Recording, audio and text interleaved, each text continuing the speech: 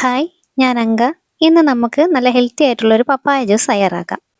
നല്ല പഴുത്ത മധുരമുള്ള പപ്പായ ഇഷ്ടമുള്ളവരായിരിക്കും നമ്മളിൽ പല ആൾക്കാരും. പക്ഷേ അത് ജ്യൂസ് ആക്കി കഴിക്കാൻ പല ആൾക്കാർക്കും ഇഷ്ടാവില്ല. അതിൻ്റെ കാരണങ്ങളിൽ ഒന്നെന്ന് വെച്ച് കഴിഞ്ഞാൽ ജ്യൂസ് അടിക്കുന്ന സമയത്ത് അതിനുണ്ടാകുന്ന ഒരു തരത്തിലെ മണമാണ്. അപ്പോൾ നമുക്ക് ഇഷ്ടമില്ലാത്ത ആ ഒരു മണമൊക്കെ മാറ്റി വെച്ച് നല്ല ഹെൽത്തി ആയിട്ടുള്ള ഒരു പപ്പായ ജ്യൂസ് എങ്ങനെ ഉണ്ടാക്കുന്നതെന്ന് നോക്കാം. അപ്പോൾ എല്ലാ ആൾക്കാർക്കും അങ്കാസ് ലൈഫിലേക്ക് സ്വാഗതം.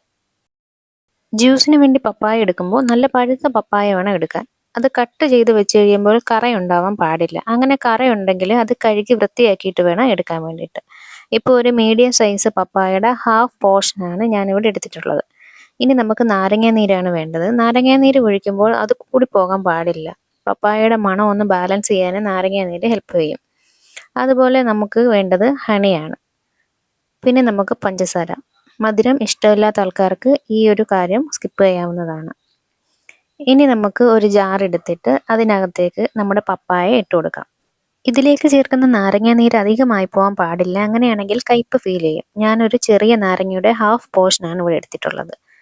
ഇനി ആവശ്യത്തിന് പഞ്ചസാരയാണ് വേണ്ടത്. ഞാൻ ദാ ഇതേപോലുള്ള ചെറിയ സ്പൂണിൽ 2 സ്പൂൺ പഞ്ചസാരയാണ് ചേർക്കുന്നത്.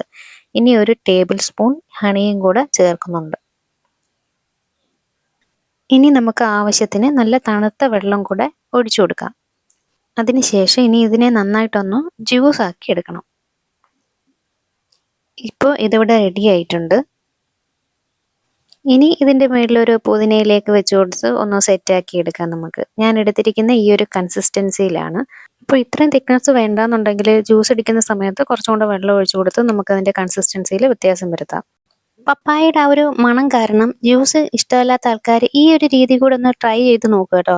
നമുക്ക് പപ്പായ ജ്യൂസ് ആക്കുന്ന സമയത്ത് വീണ്ടും കുറച്ച് കാര്യങ്ങളും കൂടെ ആഡ് ചെയ്തിട്ട് നമുക്ക് അതിൻ്റെ ഫ്ലേവറിൽ വ്യത്യാസം വരുത്താം. അതെന്താണെന്ന് ഞാൻ പറഞ്ഞുതരാം. അപ്പോൾ ഈ ഒരു ജ്യൂസിനകത്ത് നമ്മൾ നാരങ്ങാനീര് ആഡ് ചെയ്തിട്ടുണ്ടായിരുന്നു. നാരങ്ങാനീര് അധികം ഇട്ട് കഴിഞ്ഞാൽ നാരങ്ങാനീരിൻ്റെ ഫ്ലേവർ മുന്നിലേക്ക് വരും.